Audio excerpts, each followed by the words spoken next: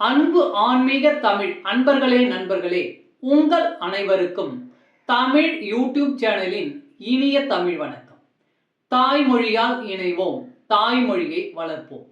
வாழ்க தமிழ், வளர்க தமிழ். சைவ சமய திருமுறைகளில் 10ஆம் திருமுறையான திருமூலர் அருளிய திருமந்திரம். முதல் தந்திரம் இளமை நிலையாமை.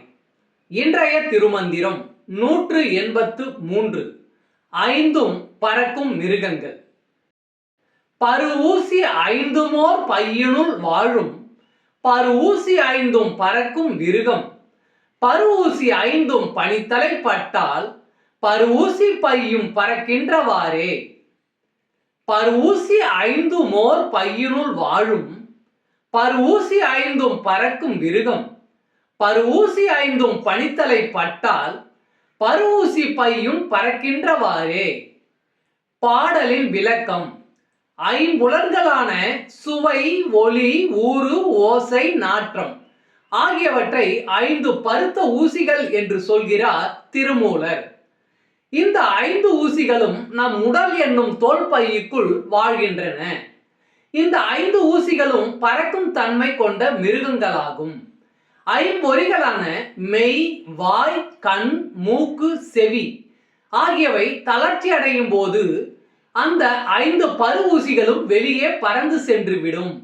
இந்த தோல் பையும் கூடவே பறந்துவிடும். அதனால் ஐம்பொறிகள் ஆரோக்கியமாக இருக்கும் இளமை காலத்திலேயே அந்த ஈசனை நினைத்து அவனை சார்ந்திருப்போம். திருச்சிற்றம்பலம்.